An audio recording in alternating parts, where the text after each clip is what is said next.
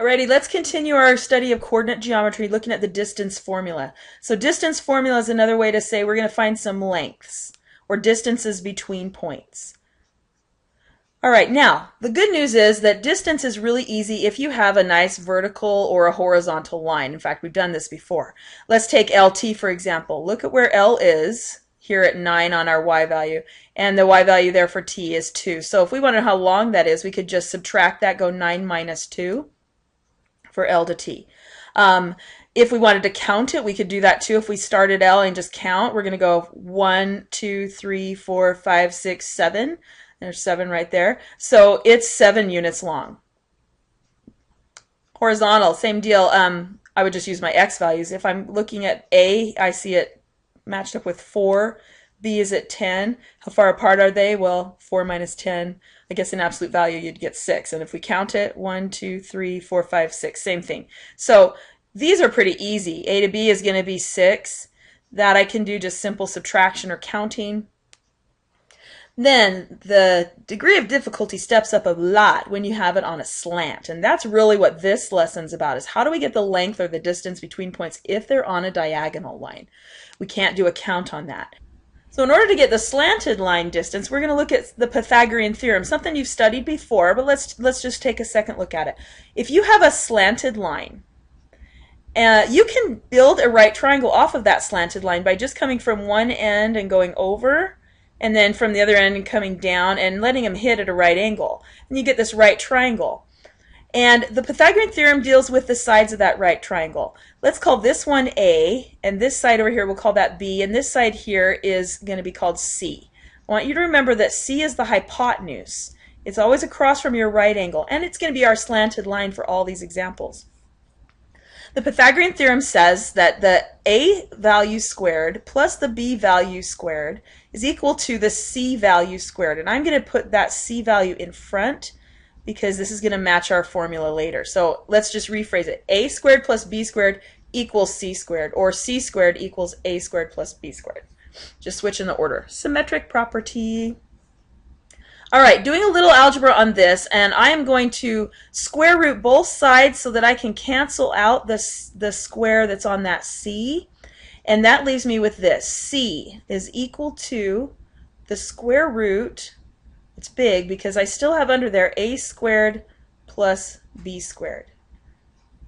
Now that's going to get me my slanted line because that's what C is, if I get that formula for C. So here's how it works with our WY segment. If I want WY, I am simply going to build a right triangle by coming out from W and then going straight up to Y.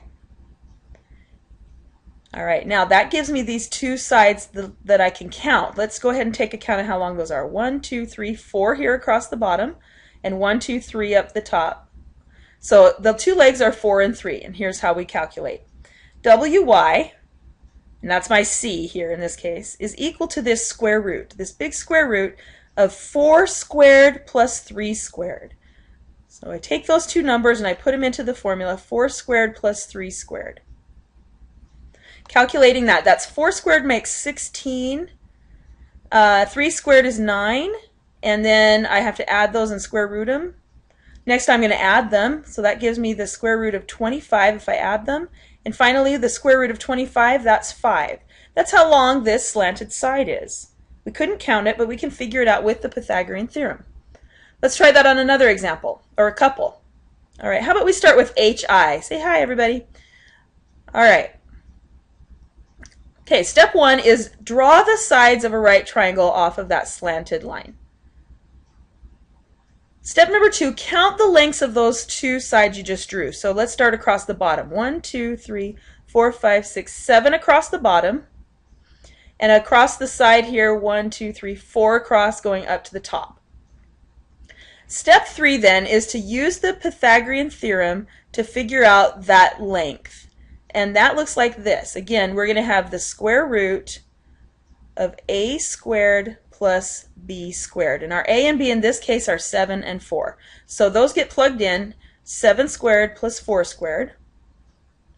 And then we do our calculations. Now, taking 7 squared, that's 49. And 4 squared, That's 16. Let me write 16 here. 16. Combining 49 and 16, what's that add up to? Let's see, 50, 65? I get 65. And that's how far h to I is, the square root of 65. Now let's look at what happens when we try to calculate the square root of 65. Let me clear this out. Square root of 65 here is, holy moly, I'm not going to write that decimal down. That's called an irrational number. It goes forever. It's like pi. Let's just round it. Let's say it's about 8.1 if we say to the nearest tenth. So when you write this, you're going to tell me you rounded it by giving me the approximately equal to. It's about equal to 8.1. And that's our distance for h to I. About 8.1. Pretty cool. Okay, now one more example and then we'll take a look at a different way to do this. Okay, b to y. I want you to draw the segments that go across and down to make the right triangle. Okay, so how far is it across? It's 1, 2, 3, 4 again. How far is it down? 1, 2, 3, 4, 5, 6, 7, 8, 9. Is it 9? Looks like 9. Okay, so 4 down, 9, or 4 across, 9 down. Okay, so let's do by right here. Doing b to y. We build a little big square root there, and we take 4 squared plus 9 squared inside of it. 4 squared plus 9 squared. Okay, then we just calculate those numbers. 4 squared gives me 16. 16 plus, what's 9 squared? 81. Square root over that. Adding 16 and 81, I think that's 97. Square root over that. Square root of 97, let's grab the calculator again. Square root of 97 is about 9.8. I've got it right there. So about 9.8 for that. We'll round it. Use that approximately to tell me you rounded your number, about 9.8. Okay, so that's how long our by segment is. All right, now we come to the distance formula. When people first see this, they get scared because that thing looks ugly. But I want you to notice that there's some parts we already saw. In fact, this whole thing is what we just did. Our x2 minus our x1, we drew that on the graph instead of calculating it. So this right here, that's basically our a, how long across it goes. And then these y coordinates subtracted, that's our b. So we really don't have to use this formula. We could do it from a graph. Let me show you how that works. So if I go from A to B, point A to point B, I draw this distance across here, and I come down with this distance down. If I go ahead and do the count again, I can go 1, 2, 3, 4, 5, 6, 7, 8, 9, 10. Looks like that's 10 across. And here I'm going to go 1, 2, 3, 4, 5, 6, 7 on the vertical. Okay, well I want you to check out what happens if you do the formula.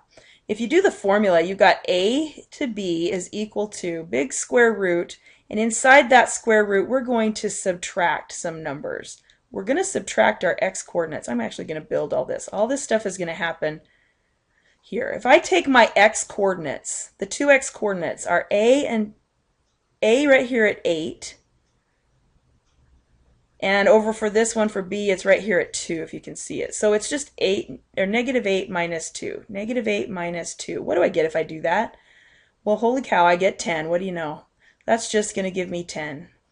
So I got 10 squared in there. Actually, it's negative 10, but I'm going to square it, so it's not going to matter. I'm not going to lie. Okay, if I do the y's, let's check out where the y's are. The y value for A is right here at 1. And the y value for b, that's right here at 6. What do I get if I take the difference between 1 and, negative 6? So I go 1 minus negative 6. What's 1 minus negative 6? That's just 7. Well, didn't we just count that that was 7? So I'm just trying to say this, guys. When you look at this ugly formula here, you need to just get a picture in your head of this. That's all it is. In fact, if you have a graph, I wouldn't even bother with the formula and just do the counts. All right, so let's finish this off. This is just 100. 10 squared is 100. And 7 squared is 49. Take the square root of that, add them together and take the square root. So square root of 149 is your exact answer. Let's grab our calculator and figure out what that is about. Okay, 149, let's take the square root of that. It's about 12.2. Okay, done. All right, now, last example here. We are not going to graph this. We are going to try to do it with the numbers before we graph it. So let me give you a tip. I'm going to tell you this in steps. I want you to make a stack of points. It's easier if you'll list your points as pairs, one right under the other. So step one is to stack those points.